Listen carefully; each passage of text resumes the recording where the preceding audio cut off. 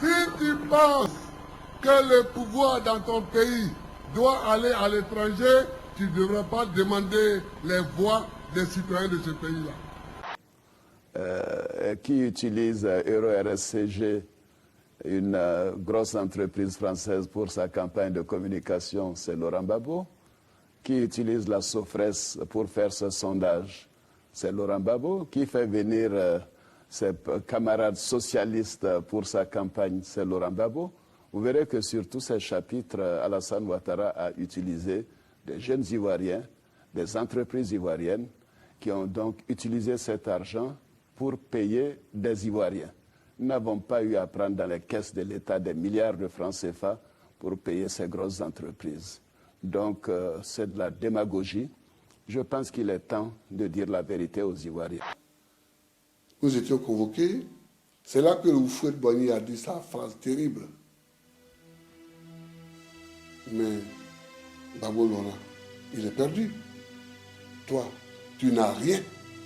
Tu n'es rien et tu ne seras rien dans ce pays. Tu n'es rien, tu n'as rien. Tu n'es rien, tu n'as rien. Et tu dis, donnez-moi l'argent, je vais donner 100 milliards à Dabou, 200 milliards à Abdou. Et j'espère que les Ivoiriens, entre ce que je propose, la revalorisation du pouvoir d'achat des paysans, la revalorisation des salariés, du pouvoir d'achat des salariés. Je n'augmenterai pas un sou sur le salaire de quiconque. S'il y en a qui viennent, il faut qu'on augmente les salaires, il faut qu'on augmente. Je n'augmenterai rien. La grève est durement ressentie, son constat. Impuissant devant la souffrance de son bébé, ce père implore le secours des dieux. Nous sommes au CHU de Treichville, au premier jour de la énième grève du personnel médical. On leur demande vraiment d'intervenir rapidement. Sinon ça là, c'est plus que la guerre. Avant de quitter les lieux, retour aux urgences pédiatriques pour prendre des nouvelles du bébé.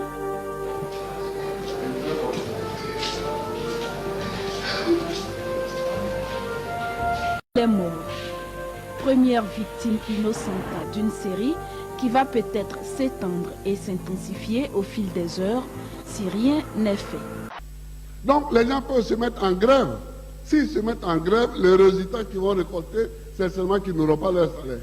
Avec le pouvoir actuel, on ne peut pas parler de la moralité. Attention les mouchoirs, je vais voir du plomb en l'air.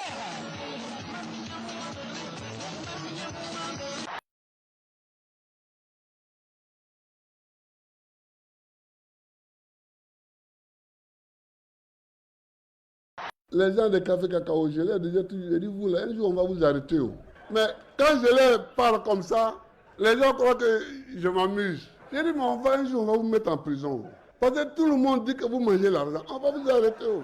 Il dit, ah, président, non, ça, les gens disent ça parce qu'ils sont contre nous, ils sont jaloux. Je dis, moi je ne sais pas hein, ce que vous faites, mais tout le monde dit ça. Là. Un jour on va vous arrêter. Oh. Ils ont fait ça jusqu'à, on les a arrêtés. Ils ne m'ont pas écouté, les gars. On les a arrêtés. Trop, c'est trop.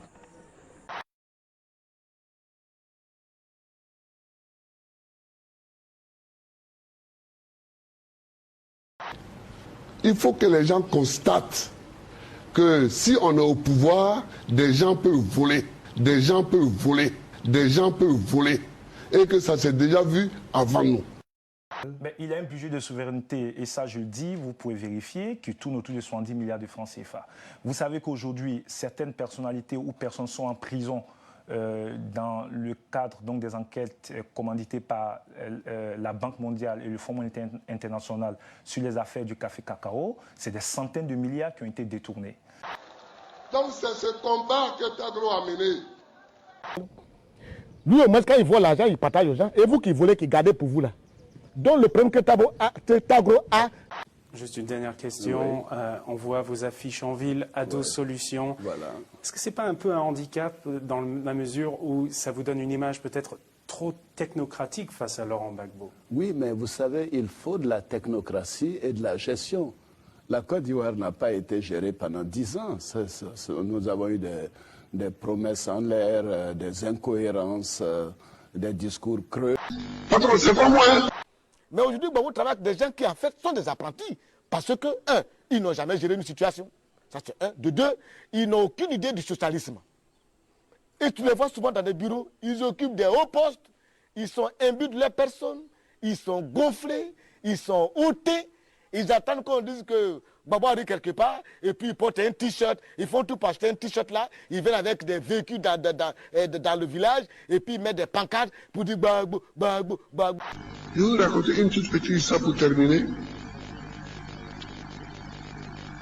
Dans ma cour au village. Et moi, je vais apporter des choses concrètes à mes compatriotes. C'est de cela dont les Ivoiriens ont besoin aujourd'hui. Qu'est-ce qu'il y a? Et non pas de l'histoire et de la démagogie.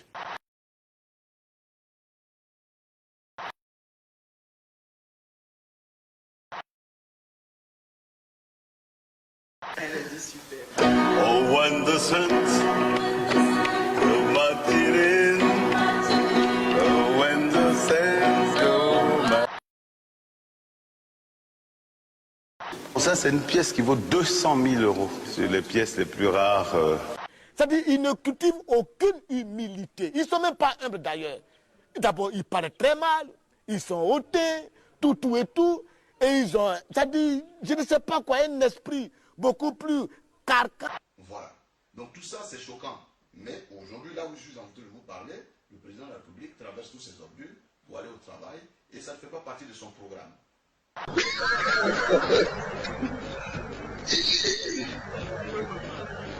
Ouais. C'est ce que je voudrais dire aux Ivoiriens. Vous savez qu'aujourd'hui, les diplômes sont achetés en Côte d'Ivoire.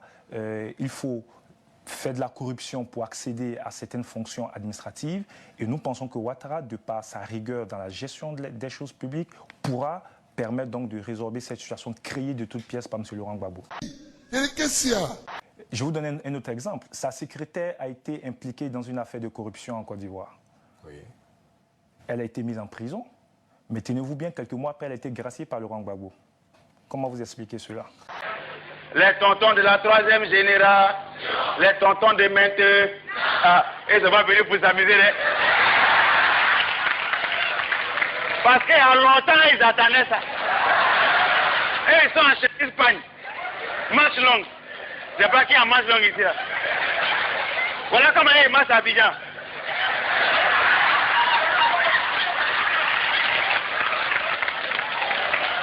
Quand tu dis vieux père, on dit quoi? Il dit mon petit, on maîtrise la situation. Quand tu dis vieux père, tes 1000 francs sont tombés. Il fait ça. Qui a pris mes 2000 ici? Je vous dis, personne ne pourra les voter parce qu'eux-mêmes, dans leur base, ils sont vomis. Ils sont vomis. Ils sont vomis. Ils font tout pour créer des comités de soutien pour dire Gbagbo, même, mais c'est faux. Qui les aime? Personne. Et je suis désolé. Bilan, on attaque sur des choses, sur des mensonges, sur des agressifs, etc. On ne l'a jamais attaqué sur son bilan. Et aujourd'hui, quand même, je veux dire, je veux pas... Il a été quand même numéro 2 du FMI, vous savez, ces institutions, on n'a même pas à ce niveau-là n'importe qui. Il y a des enquêtes de moralité, des enquêtes de mœurs, etc. C'est quelqu'un qui a fait la fierté de l'Afrique et qui a conçu des programmes pour des pays en dehors de l'Afrique. Aujourd'hui, on a la capacité, on a la possibilité, l'opportunité qui veut apporter cela à notre pays. Sa spécialité, c'est redresser les pays en difficulté. Notre pays en difficulté, on a besoin de lui. Non, je ne souhaite pas financer mon programme avec la dette. Je souhaite financer mon programme en 3 parties. Donc tout ce qui est ressources intérieures, que ce soit l'amélioration des impôts de la douane, comme une meilleure gestion des dépenses. Alors j'ai pris l'argent, j'ai donné à Bruno, j'ai dit félicitations. Une félicitation. Alors, ils sont ensemble dans la cour, il y a la terre, Bebeto. Le deuxième volet, il s'agit d'utiliser l'allègement de la dette avec le programme des pays pauvres très endettés, qui doit nous donner des sommes substantielles pour les consacrer à l'investissement. Il leur vend ça, et ils achètent. Et puis ils sont là. Et le troisième volet, bien sûr, c'est la coopération internationale, aussi bien bilatérale que multilatérale. Oui. C'est ce que je voudrais dire aux Ivoiriens, pour leur dire de faire enfin compte de tout. Mais mon ambition, c'est que vers la fin de mon mandat, le pays soit suffisamment assaini, la confiance soit revenue pour que la Côte d'Ivoire soit sur les marchés internationaux comme un pays à revenu intermédiaire. Le Ghana aujourd'hui emprunte sur le marché international, l'Afrique du Sud, pourquoi pas la Côte d'Ivoire. Je pense que pendant quand même pratiquement 20 ans, on n'a pas eu à redire de mes privatisations. Et heureusement que j'ai procédé à ces privatisations. Autrement, avec la gestion actuelle, il n'y aurait pas d'électricité en Côte d'Ivoire. Il n'y aurait pas d'eau, en tout cas pas d'eau potable. Non, j'ai honte. J'ai honte. J'ai honte pour la Côte d'Ivoire. D'abord, regardez. Mon président de la République, il nous dit un matin, il nous dit que pour aller à l'école, on n'a pas besoin de payer des tenues. On n'a pas besoin, à l'école primaire, on ne prend pas de kaki. Mais une nation évolue. Une nation doit être organisée. Est-ce que c'est tout normal qu'aujourd'hui, en 2010, qu'un enfant parte à l'école comme un enfant de 1915, au temps de Fouet-Boigny, en attachant pagne au cou?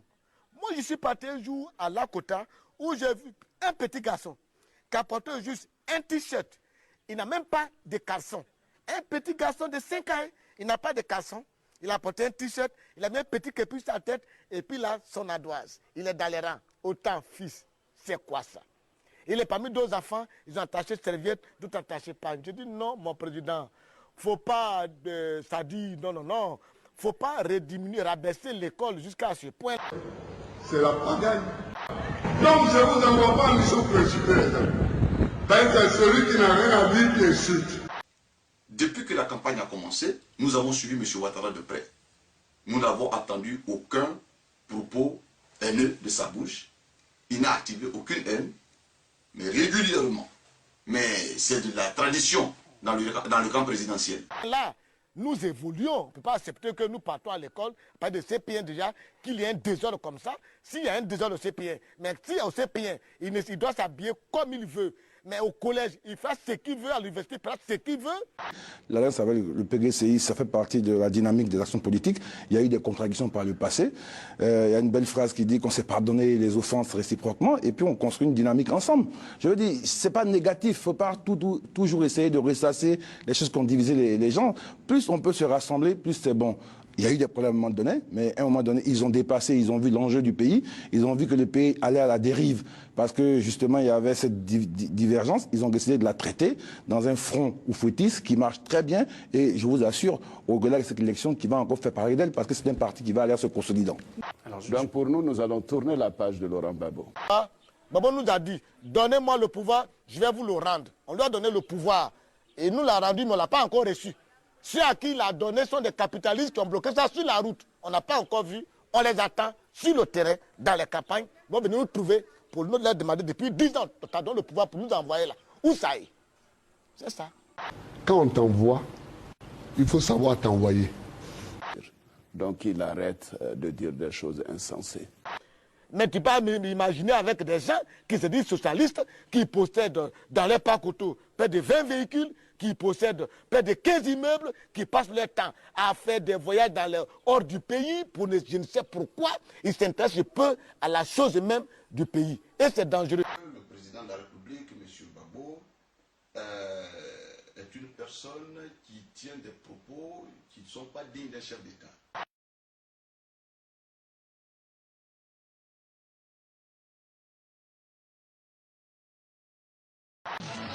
Attention les mouchoirs, je vous vois du bleu en l'air. Sinon ça là c'est plus que la guerre.